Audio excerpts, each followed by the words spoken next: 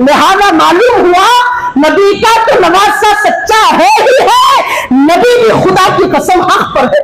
عزیزان محترم، امام حسین نے زندگی میں تو برکت نچھاور کی ہی کی، لیکن جب زندگی سے کوچ کر گئے تو امام حسین کے خون نے بھی برکتیں دکھا دی۔ حضور پاک علیہ السلام نے بشارتیں دی کہ میرا حسن، میرا حسین یہ جنتی نوجوانوں کا سردار ہوگا، جن کو جنت کا سردار بنایا گیا۔ جنت جب سارے لوگوں کو اپنے آغوش میں لے گی تو اللہ سے کہے گی مولا تو نے فرمایا تھا کہ دو رکن کے ذریعے سے، دو ہستیوں کے ذریعے سے تو میری خوبصورتی کو دو گنا کرے گا، میری خوبصورتی کو بڑھا دے گا، مجھے مزین و معطر کر دے گا، ہر طرف سے مجھے آراستہ اور پیراستہ کرے گا۔ وہ دو ہستیاں کون ہے، وہ دو رکن کون ہے، وہ دو ذاتیں کون ہے؟ تو اللہ فرمائے گا کہ وہ دو ذاتیں کوئی اور نہیں، وہ میرے نبی کے دو نواسے، ایک امام حسن ہے، دوسرے امام حسین ہے۔ جو بندے جنت کی تمنا کرتے ہیں، جنت تمنا کرتی ہے حسنین کریمین کی، جنت کو خوبصورتی ملتی ہے فاطمہ کے لال کی، جنت کو خوبصورتی اور معطر اور مزینیت ملتی ہے امام حسن اور امام حسین سے۔ عزیزان محترم، یہی حسین کی جب بات آئی تو کربلا کے میدان میں یزیدیوں نے امام حسین کو اور ان کی اولاد کو اور امام حسن کی اولاد کو اور حضرت علی المرتضیٰ کی جو دوسری بیویوں سے اولادیں تھی سب کو قتل کر دیا، سب کو شہید کر دیا۔ شہید کرنے کے بعد ان کے سر مبارکوں میں نیزے دھسائے گئے۔ امام حسین کی باری آئی تو ان کے سر میں دھسایا گیا، علی اکبر کے سر میں نیزے کو دھسایا گیا، قاسم بن حسن کے سر میں نیزے کو دھسایا گیا۔ علی اصغر ننھا سا بچہ، وہ علی اصغر کے اس کے خون کا چھینٹا امام حسین زمین پر گرنے نہیں دیتے، یہ کہہ کر کہ اس کی رگوں میں جو خون دوڑتا تھا اور یہ دھارتا ہوا پچکاری مارتا ہوا جو خون نکل رہا ہے، یہ ایک ایک قطرہ اس قطرے میں اس کی رگوں میں اور اس کے نکلتے ہوئے خون میں میرا بھی خون شامل ہے۔ میرا تو دور کی بات، میرے علی المرتضیٰ کا خون ہے، میرے بابا کا، میرے نانا کا اس میں خون ہے، اور یہ خون میدان کربلا میں بہایا نہ جائے گا۔ امام حسین نے علی اصغر ننھے بچے، دودھ پیتے بچے کے خون کو جو زمین پر گر رہا تھا نہ گرے، اسی لیے اپنے سارے سینے پر، اپنے کپڑوں پر، اپنی چادروں پر من لیا کہ نہیں یہ تبرک والا خون ہے۔ عزیزان محترم، میں کہتا ہوں کہ امام حسین جب بچے کی باری آئی تو خون کو معزز کرتے ہوئے زمین پر گرنے نہیں دیا۔ آپ کا تو خون ڈائریکٹ علی المرتضیٰ سے پہنچتا ہے، آپ کا تو خون ڈائریکٹ حضور پاک علیہ السلام سے، فاطمہ زہرا سے ملتا ہے، پھر آپ کا خون کس طرح یہ یزیدی کتوں نے کربلا میں بہا دیا تھا۔ عزیزان محترم، یہ اہل بیت اطہار کا مقام، جب امام حسین کو شہید کیا گیا، جب ان کے سر مبارک کو تن مبارک سے جدا کیا گیا، جو آسمان میں روشنی چھائی ہوئی تھی، جو آسمان میں چمک دکھائی دے رہی تھی، سورج جب اپنی تپش کو نچھاور کر رہا تھا، سورج کی جو روشنی، اس کی کرنیں سارے عالم میں چھائی ہوئی تھی، جیسے ہی سر انور تن مبارک سے جدا ہوتے ہی سورج کے اندر ایک دم سے لالی چھا گئی، سارا آسمان سرخ ہو گیا، اتنا گہرا رنگ سرخ کا پایا گیا کہ لوگ جب غور کرتے تو دیکھتے کہ اندھیرا چھا گیا، لوگ جب دیکھتے تو معلوم ہوتا کہ دن کالا ہو گیا، دن انتہائی سرخ ہو گیا، اور لوگوں کو دن میں تارے چمکتے ہوئے لوگ دیکھتے، ہر جگہ سے شور و پکار کی آوازیں لگتی، ملائکہ اپنے مقامات پر بیٹھ کر اللہ اللہ اللہ، سبحان اللہ، الحمدللہ، اللہ اکبر، لا الہ الا اللہ محمد رسول اللہ، لا الہ الا اللہ محمد رسول اللہ، ہر فرشتہ اپنا اپنا ذکر کرتا تھا۔ لیکن جب سر مبارک کو تن مبارک سے جدا کیا گیا، ملائکہ میں شور مچ گیا، ہلڑ مچ گیا، اپنے ذکر کو چھوڑ کر یا حسین یا حسین واہ حسین واویلا کرنے لگے کہ ہائے حسین، یہ تمہارے ساتھ کیا ہو گیا، یہ لوگوں نے تمہاری قدر کو سمجھا کیوں نہیں، تمہارے مرتبے کو سمجھا کیوں نہیں، تمہارے مقام کو جانا کیوں نہیں۔ سارے ملائکہ اپنے ذکر کو چھوڑ کر امام حسین کی طرف بڑھنے لگے، آسمانوں سے فرشتے اترنے کرنے لگے, ارد گرد سر انور کی طواف کرنے لگے, جسد مبارک کا طواف کرنے لگے. عزیزان محترم, ہر زمانے میں, اس زمانے میں جتنے لوگ درند پرند چرند درخت جتنی بھی چیزیں تھی سب غم منانے لگی. حتیٰ کہ روایتوں میں جو گزشتہ جمعہ میں نے کہا, جب کوئی اس دن پتھر کو ہٹاتا تو پتھر سے تازہ خون نکلتا, کٹوریوں کو دیکھتے تو کٹوریوں میں خون دکھتا, کوئی بگونے کو اس کے اوپر کی تشتری کو نکالتے, اس کے اوپر کے ڈھکن کو ہٹاتے تو خون دکھائی دیتا. ہر مقام پر درختوں پر خون, ہر جگہ پر خون. ایک ہجوم تھا پرندوں کا. تاریخ طبری میں, تاریخ ابن کثیر میں, ابن خلدون میں, روضۃ الشہداء میں اور کئی ساری کتابوں میں یہ باتیں, یہ واقعات موجود ہیں. سارا معاملہ ہو گیا, سب لوگ غم میں تھے, لیکن پرندوں کو اس کی خبر نہیں تھی. بعض پرندوں کا ہجوم تھا, ان کو خبر نہیں ہوئی. وہ 10 محرم الحرام کو دوپہر کے دن جب ظہر کے وقت امام حسین شہید کر دیے گئے, پرندوں کو معلوم ہو گیا تھا, اڑان بھر رہے تھے کھانے کی تلاش میں. دیکھا کہ اچانک ابر آلود ہو گئی, پورا رات دن جو ہے رات میں بدل گیا, ہر طرف سیاہی چھا گئی, دھوپ کی ایسی تپش ہو گئی, اتنی حرارت بڑھ گئی کہ پرندے کھانا چھوڑ دیے اور پھر اب ایک درخت کے پاس جا کر بیٹھ گئے. پورے پرندے آپس میں بیٹھ گئے. اب بیٹھنے کے بعد ایک دوسرے سے ڈسکس کر رہے تھے کہ تم نے آج کیا کھایا, میں نے یہ کھایا, میں نے فلاں کھایا, جو ہم جیسی بات کرتے ہیں, جانور کی بات کرتے ہیں آپس میں. اب سامعین محترم, جب یہ وہاں کی گرمی اور حرارت کی وجہ سے جو درخت پر آ کر پرندے بیٹھ گئے چھاؤں لینے کے لیے, کیونکہ اتنا خطرناک مسئلہ پڑ گیا تھا کہ پرندوں کو سانس لینا دشوار ہو گیا. ان کو نہیں معلوم کہ وہ وقت امام حسین کے قتل کا اور شہادت کا وقت تھا. پرندے تو بیٹھ گئے بات چیت کرنے کے لیے.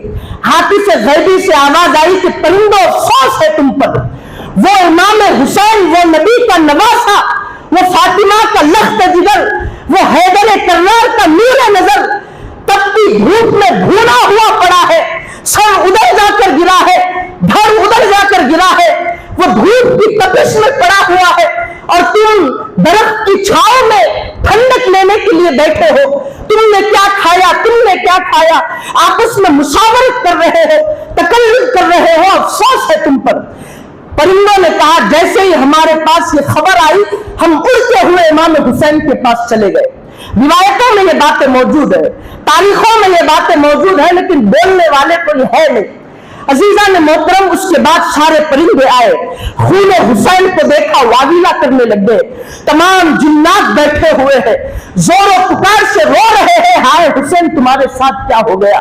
بیویوں کے ساتھ بدسلوکی کر دی گئی, بچوں کے ساتھ بدسلوکی کر دی گئی. اب پرندے جیسے ہی آئے کہ نہیں, اللہ کی طرف سے آرڈر آیا ہے, آئے دیکھے, طواف کرنے لگے.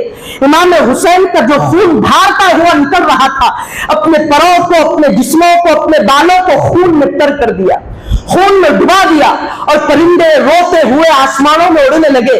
یہ امام حسین شہید ہو گئے, امام حسین شہید ہو گئے. عزیزان محترم, ایک پرندہ چلتا چلتا چلتا ایک درخت کے پاس جا کر بیٹھ گیا. وہ درخت تھا ایک یہودی کا, اور اس وقت وہ یہودی اپنی بیٹی کو لے کر وہاں پر آیا تھا. تاریخ میں آتا ہے یہودی کی وہ ایک بیٹی, اس کا معاملہ, وہ موسیٰ علیہ السلام کو نبی ماننے والا یہودی, اس کو یہودی بولتے ہیں. تو وہ یہودی کی ایک بیٹی بہت خوبصورت حسن و جمال کا پیکر تھی.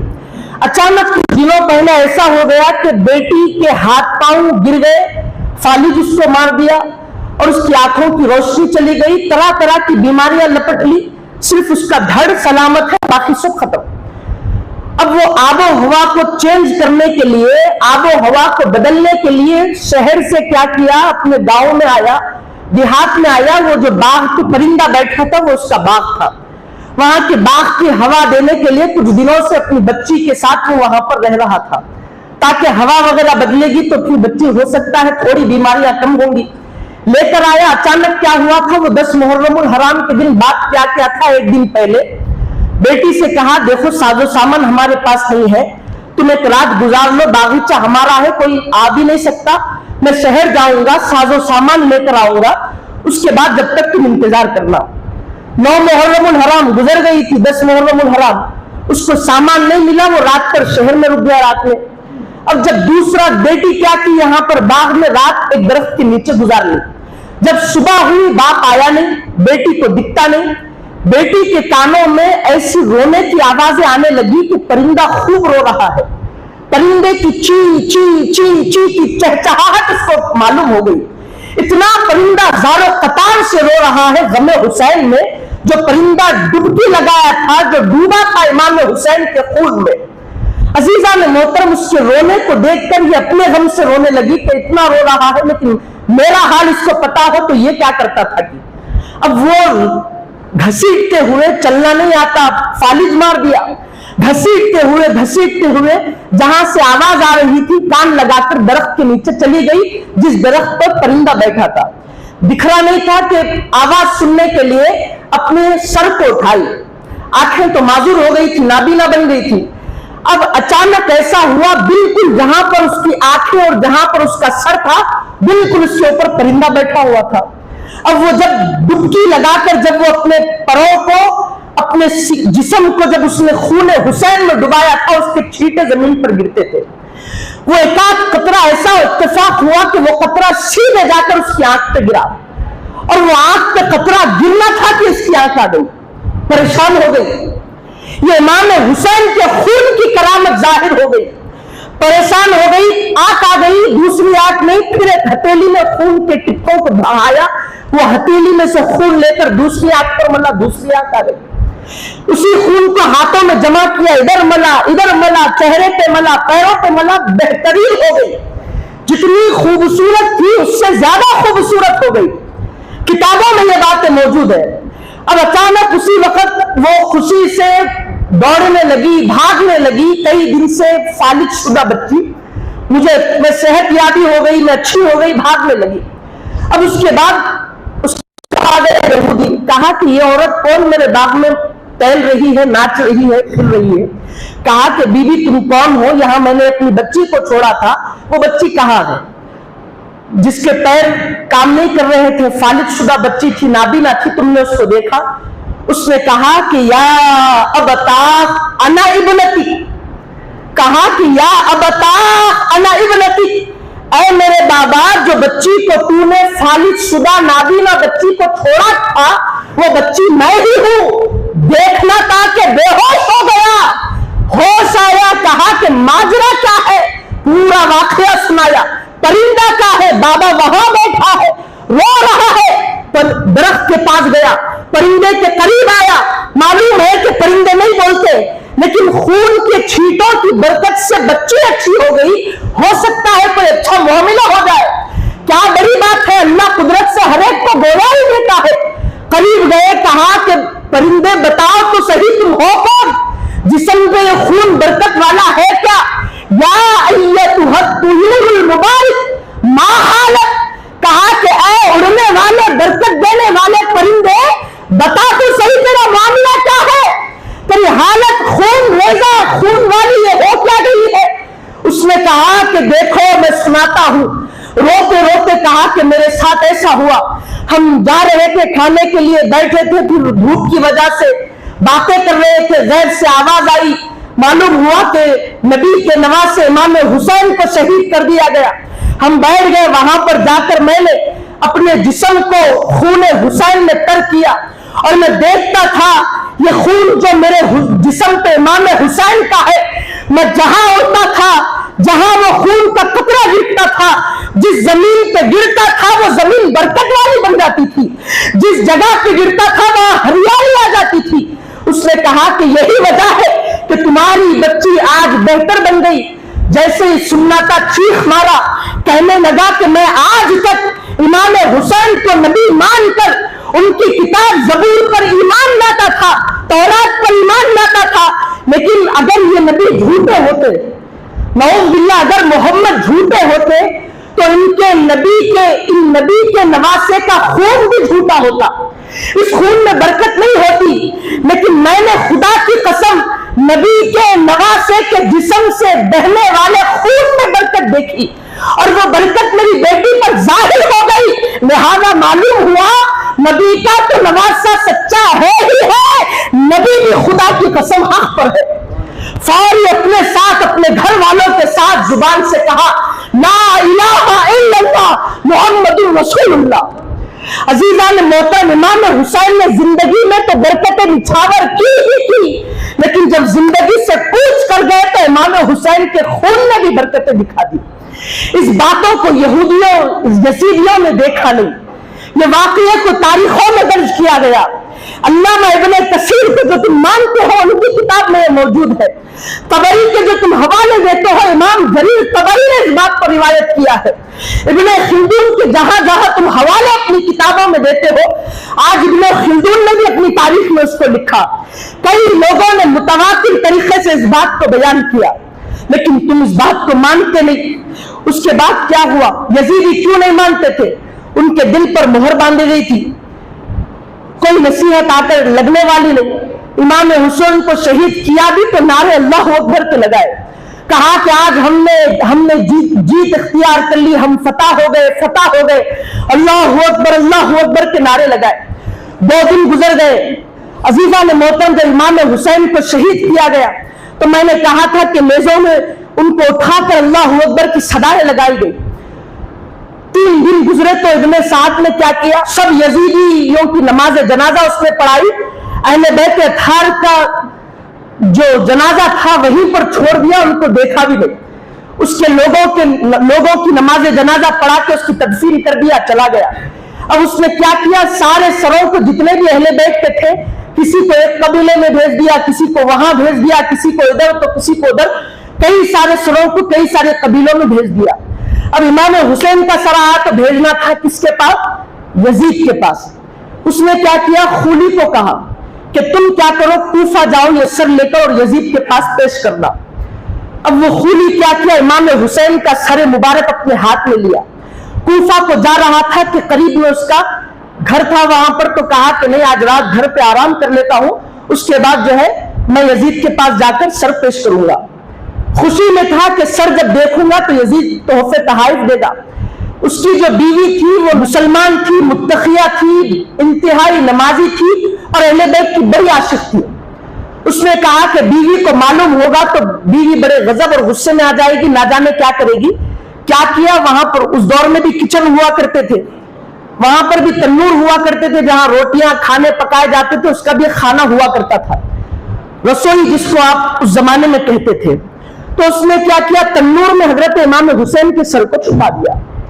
रात गुजर गई, बीवी पूछी कि कहां था इतने दिन?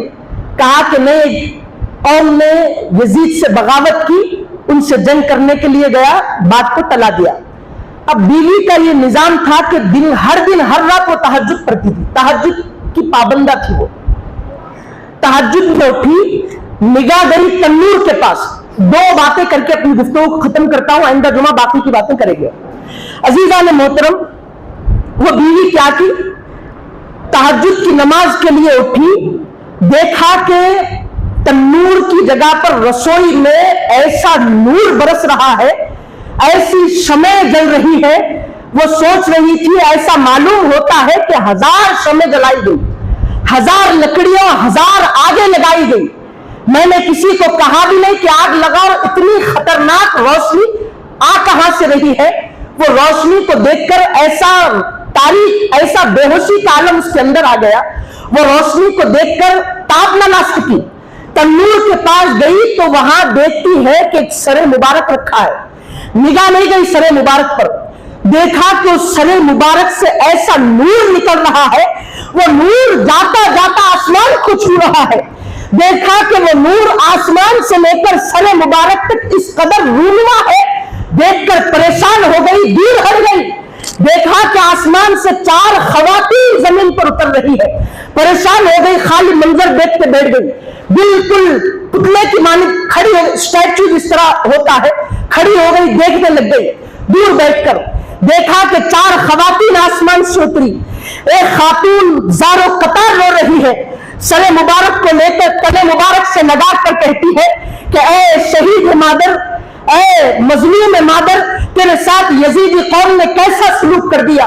बेटे तू परेशान ना होना, وہ خاتون اس سر مبارک کو اپنے سینے سے لگا کر کہتی ہے بیٹے اللہ نے قیامت کا دن تیار کر رکھا ہے، بیٹے جب قیامت آئے گی تو میں تیری والدہ قیامت پہ عرش کو پکڑ کر خدا سے کہوں گی کہ مولا اس وقت تک جنت میں نہ بھیج کسی کو جب تک قاتلان حسین کو بدلہ نہیں دیا جائے گا، یزیدیوں کو جب تک بدلہ نہیں دیا جائے گا۔